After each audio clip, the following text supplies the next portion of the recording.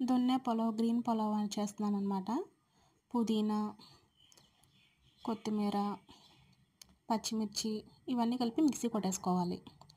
టమాటాలు, ఉల్లిపాయ ముక్కలు కట్ చేసి పక్కన పెట్టేసుకోవాలి. ఈ మసాలాలేమో రైస్లో వేసుకోవడానికి అనమాట. సోంపు, దాల్చిన చెక్క అన్నీ మామూలే. పౌడర్ మసాలాలు దీన్ని కూడా కొట్టేసుకోవాలి. గిన్నె పెట్టుకొని మసాలాలన్నీ అందులో వేసేసి ఉల్లిపాయ ముక్కలు వేసి వేయించేసుకొని అల్లం పేస్టు వేయించేసుకోవాలన్నమాట. అందులో వేసేసి మ్యారినేషన్ చేసిన చికెన్ కూడా అందులో వేసేసుకోవాలి. టమాటా ముక్కలు వేసుకోవాలి. పెరుగు కూడా వేసేసి కలిపేసుకోవాలి. గ్రీన్ పేస్ట్ కూడా వేసేసి కలిపేసుకోవడమే. బాగా ఉడికిపోవాలన్నమాట. లాస్ట్లో ఉప్పు వేసుకొని మసాలా పౌడర్ వేసుకొని కొద్దిగా నీళ్ళు వేసుకొని బియ్యానికి తగ్గట్టు బియ్యం కూడా వేసేసి ఉడకపెట్టేసుకోవాలి. అంతే, అయిపోయింది. చాలా సింపుల్ అండి. కంచంలో పెట్టేసుకొని చికెన్ ఫ్రై అయితే కలుపుకొని తింటుంటే చాలా బాగుంది.